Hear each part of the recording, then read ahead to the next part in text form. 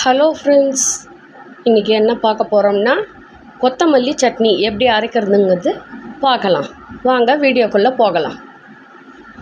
கொத்தமல்லியை முதல் நாளே என்ன பண்ணணும், நல்லா அதை ஆஞ்சி வச்சுக்கின்னு அதை பொடி பொடியாக கட் பண்ணி தனியாக எடுத்து வச்சுக்கோங்க.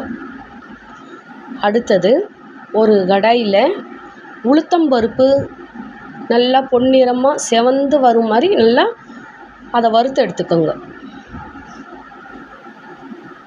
பொன்னிறமாக வறுத்து எடுத்துக்கின்னு அது கூட உங்களுக்கு எவ்வளோ காரம் தேவையோ, காஞ்ச மிளகா 3 இல்லை 4 உங்களுக்கு ஏற்ற மாதிரி எவ்வளோ காரம் தேவையோ அந்த அளவுக்கு காஞ்ச மிளகா சேர்த்துக்கோங்க.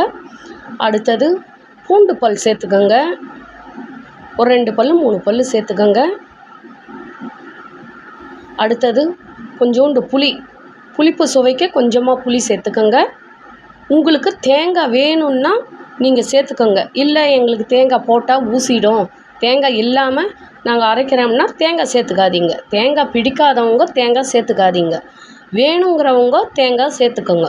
தேங்காய் இதெல்லாம் போட்டு நல்லா எண்ணெயிலேயே வறுத்து எடுத்துக்கோங்க.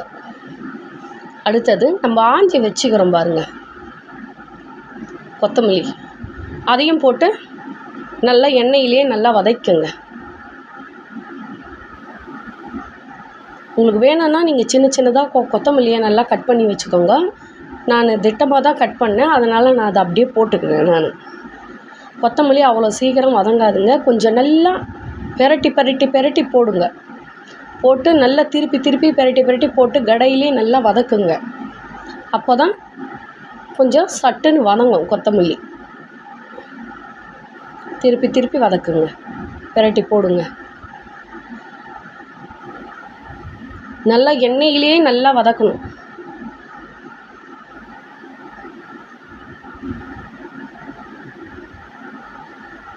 நல்லா எண்ணெயிலேயே நல்லா வதக்கின்னு உங்களுக்கு உப்பு தேவையான அளவு 1 ஸ்பூன் சேர்த்து போட்டு அதையும் நல்லா அப்படியே வதக்குங்க.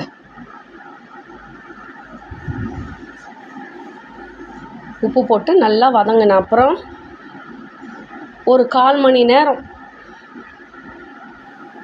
நல்லா ஆற விட்டுருங்க. ஸ்டவ் ஆஃப் பண்ணிட்டு கடாயிலே இருக்கட்டும். ஒரு 1/4 மணி நேரம் ஃபேன் காற்றுல வைங்க, இல்லைன்னா அப்படியே ஆற விடுங்க. இந்த மாதிரி நல்லா வதங்கி இருக்கணும் சட்னிக்கு, அப்போ தான் நல்லாயிருக்கும். வதங்கின உடனே மிக்ஸி ஜாரில் போட்டு அரைச்சி எடுத்து வச்சுக்கோங்க. இது இட்லி தோசைக்கு எல்லாத்துக்கும் நல்லாயிருக்கும்.